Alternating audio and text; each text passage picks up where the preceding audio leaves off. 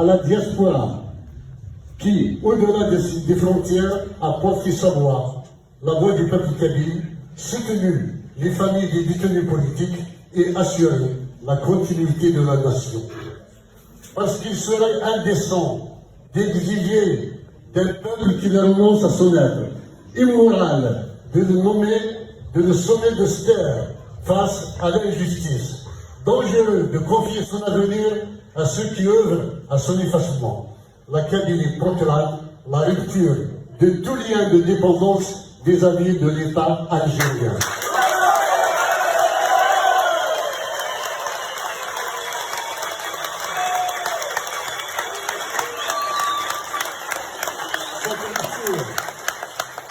Cette rupture s'inscrit dans l'héritage des grandes déclarations d'indépendance, comme celle de 1581 de la Hollande, 1776 des USA, 1905 de la Norvège, 1971 des Émirats arabes unis, 1993 de la Slovaquie, et tant d'autres encore ayant consacré le droit imprescriptible des peuples à vivre libres. Elle affirme son engagement dans le cadre de la légalité internationale et s'appuie sur les principes de la Charte des Nations Unies, notamment la résolution 1514 du 14 décembre 1960, qui dispose en son article 4 « Il sera mis fin à toute action armée et à toute mesure de répression, de quelque sorte qu'elle soit, dirigée contre les peuples dépendants, pour permettre à ces peuples d'exercer pacifiquement et librement leur droit à l'indépendance complète et l'intégrité. »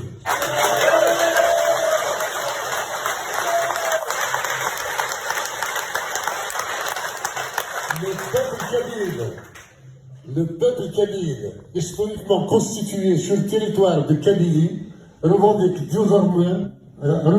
désormais sa souveraineté sur lui-même. L'accession d'un peuple à ses droits universels ne peut dépendre de la bienveillance de celui qu'il domine. L'histoire a montré que si la violence a bâti des empires, la liberté a toujours fini par triompher sur eux. Et lorsqu'un peuple entend se libérer, il n'a nul besoin de permission.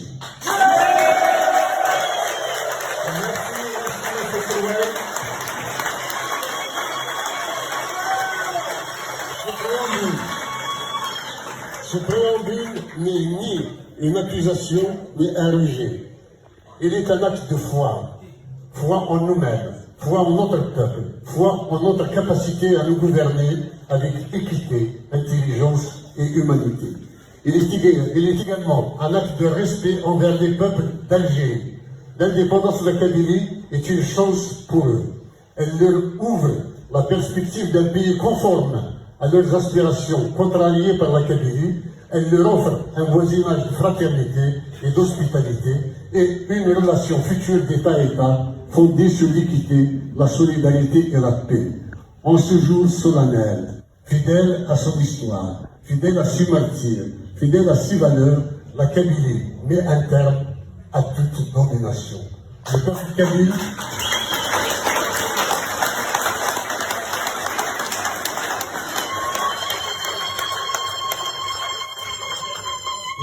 kabyle fier et souverain, se réapproprie l'ensemble des droits dont il a été spolié. Et on va vous passer les considérants tout de suite. Vous avez en effet, nous allons passer aux considérants. Donc pour cela, nous allons, Messe Loya a tenu à associer l'ensemble des visages de ceux qui portent le combat de la Kabylie. Donc c'est des cadres du MAC, de la Navaz et de l'Imnia Kveilir qu'on va accueillir à tour de rôle pour la lecture des considérants. Donc j'appelle nos cadres qui vont lire les considérants 1, 2 et 3. On a Kahina Zidane, c'est la présidente de la coordination Île-de-France. Lies Imemey qui nous vient de Belgique, donc c'est le président de la coordination de Belgique. Considérons numéro 1. Considérons que la Kabylie constitue l'une des plus anciennes nations d'Afrique du Nord.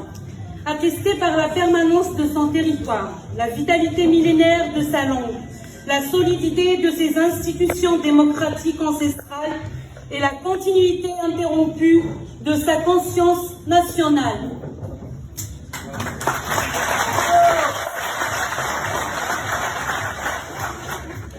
Considérant que la Kabylie ne fut jamais soumise à la régence d'Alger et son annexion en 1857 par la puissance coloniale française s'opéra sans consentement, sans traité et par la seule contrainte militaire.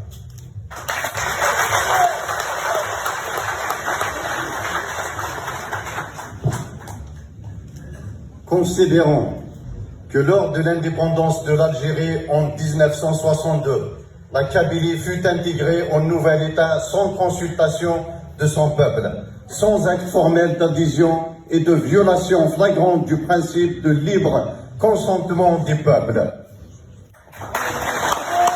Alors accueillons Samira Terroufil pour le considérant 4, Azoa Tassier pour le considérant 5 et Sabah Marhoudja, Sabat Meksen, conseiller du président pour le considérant 6. Azoa aussi le président de la Ligue des droits de l'homme. Et Saleha c'est le MAC suisse.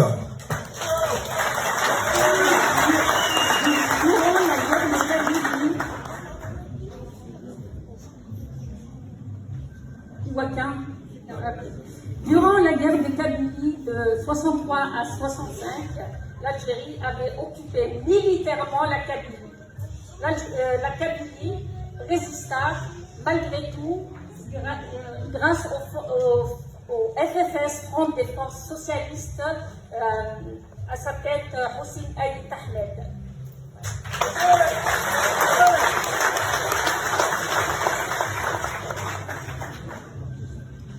Considérons que depuis 1962, l'État algérien exerce une politique systématique de négation de l'existence du peuple kabyle et de son identité, marginalisant sa langue, réprimant ses organisations politiques, entravant ses formes d'expression et persécutant ses militants pacifiques.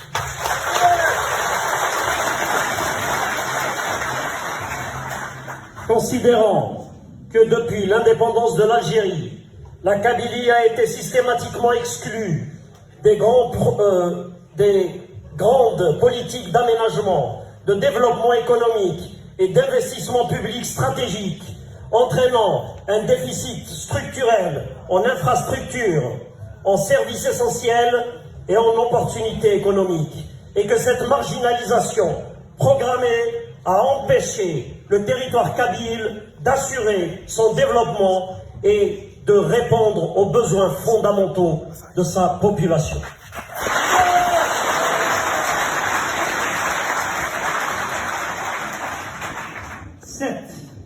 Considérant que le peuple kabyle a opposé une résistance pacifique, constante, aux assauts destructeurs visant sa dépersonnalisation et la dissolution de ses formes d'organisation et de solidarité, notamment lors des événements d'avril 1980 et 1981, lors de la création de la première Ligue algérienne des droits de l'homme, ainsi qu'à l'occasion du boycott scolaire de 1994-1995.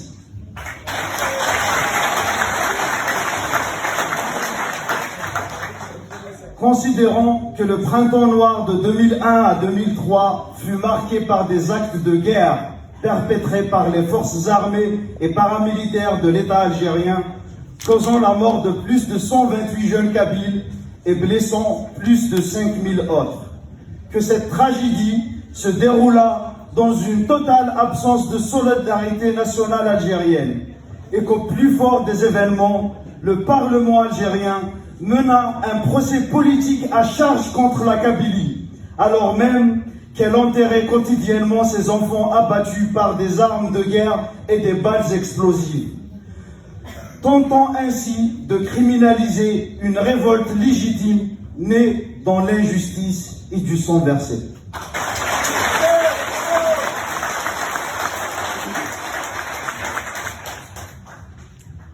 Considérant la plateforme Jackson, portée par la gigantesque mobilisation de la marche historique de la Kabylie à Alger le 14 juin 2001, a solennellement exprimé l'unité, la dignité et la détermination du peuple kabyle face à l'injustice et la violence de l'État algérien.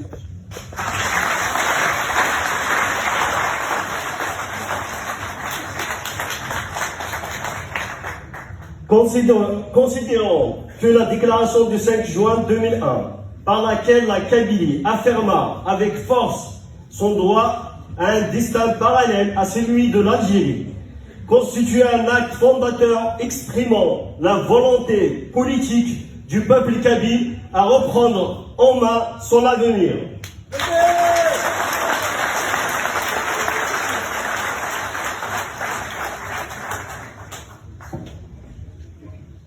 Considérant que le congrès est constitutif du mouvement pour l'autonomie de la Kabylie MAC, tenu le 14 août 2007, ainsi que la présentation officielle du projet d'autonomie, ont marqué l'entrée de la revendication kabyle dans une phase structurée, organisée et pleinement assumée sur le plan politique.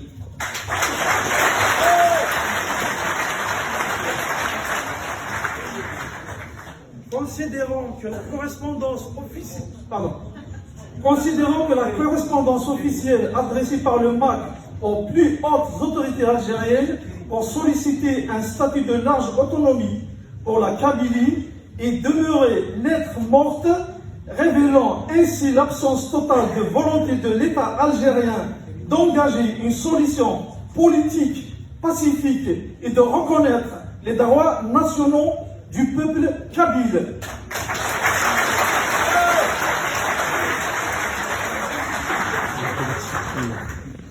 Considérons que l'installation de l'ANAVA, gouvernement provisoire kabyle en exil, 1er juin 2010, a doté la Kabylie d'une représentation politique légitime et durable.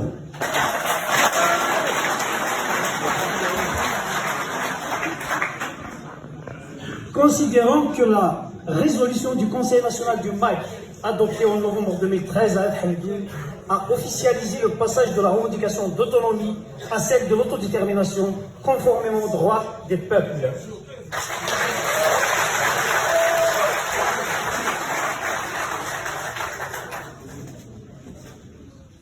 Considérant que le boycott électoral total opposé à la Kabylie au scrutin majeur de l'Algérie présidentielle de 2019 et de 2024, référendum constitutionnel de 2020 et législatif de 2021 ont constitué autant d'expressions claires, répétées, pacifiques de refus du tutelle de l'État algérien.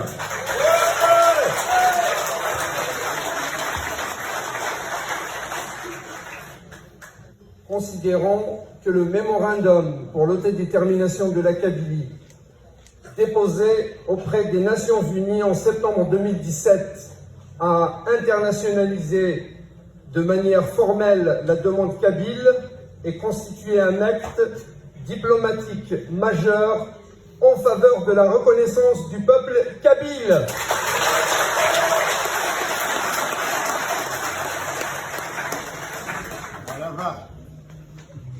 Considérons que les tragédies successives de 1980, 1981, 2001, les arrestations de 2019 à 2021, les incendies criminels de 2021, les actes de torture, les procès expéditifs et les condamnations arbitraires traduisent des violations graves.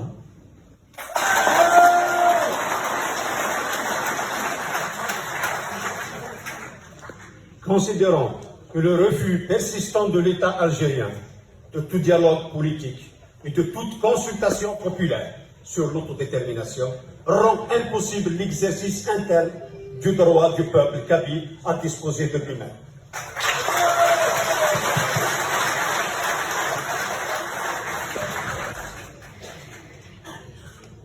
considérant que le droit international consacre explicitement le droit du peuple à l'autodétermination, conformément à la Charte des Nations Unies, articles 1, 2 et 55,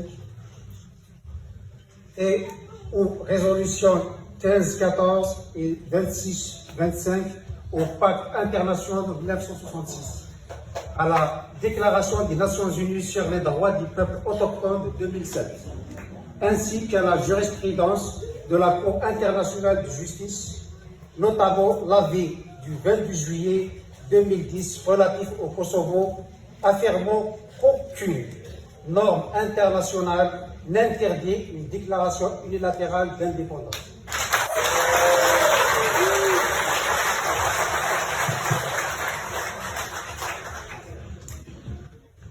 Considérant que l'avis juridique indépendant rendu le 4 septembre 2024 par les cabinets Great Court Chambers et 20 Essex Chambers confirme sans ambiguïté que le peuple kabyle est un peuple au sens du droit international et qu'il jouit pleinement du droit humain collectif à l'autodétermination, y compris sous sa forme réparatrice.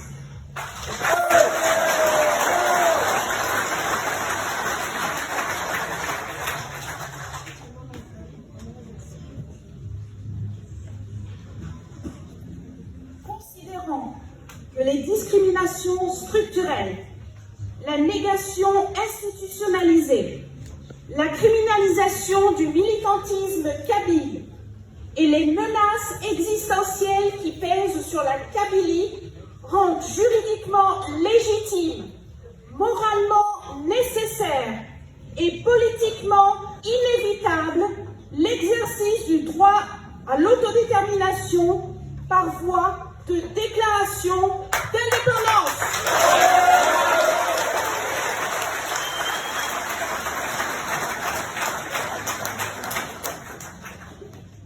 Considérant que la Kabylie, forte d'institutions politiques représentatives d'une diaspora structurée et d'un projet constitutionnel définissant les fondements démocratiques de son futur État, possède l'ensemble des attributs permettant d'assumer pleinement sa souveraineté.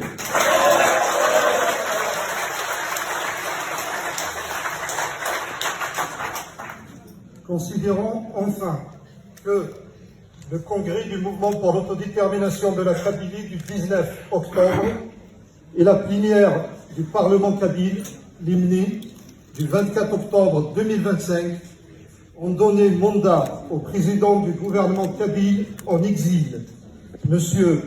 Farhat Mehni, pour proclamer l'indépendance de la Kabylie au nom du peuple kabyle. Nous arrivons, messieurs, dames, nous y sommes. Nous y sommes à la proclamation, donc j'invite l'ensemble des responsables à venir se mettre derrière le président, notamment le Premier ministre, Hamid, le représentant de l'IMNI, et aussi le président de l'IMNI, Reza Saïd, qui est le président du bureau exécutif du MAC, ainsi que l'ensemble des responsables à monter sur scène pour qu'on puisse passer au dernier texte de la déclaration, qui est la proclamation qui sera faite dans quelques instants par le président de la Naval.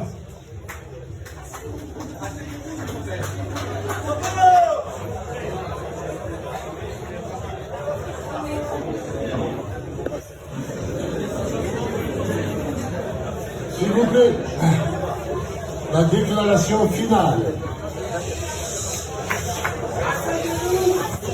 Asseyez-vous, s'il vous plaît. Merci.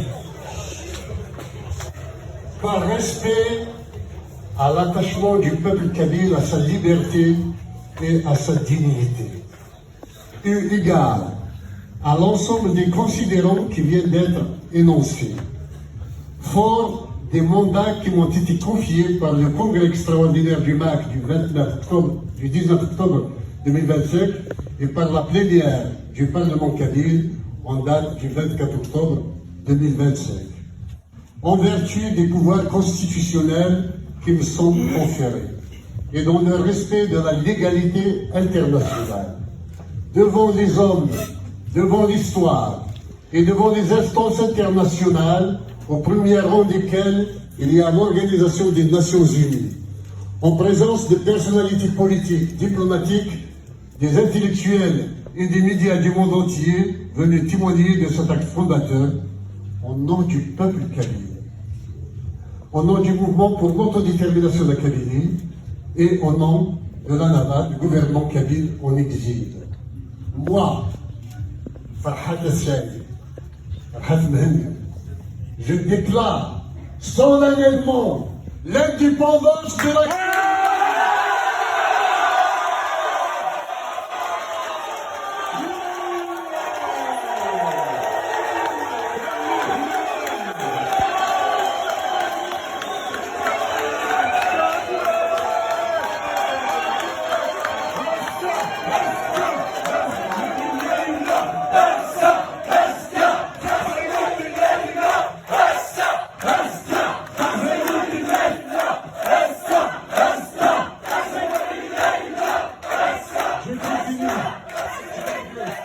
Je n'ai pas terminé.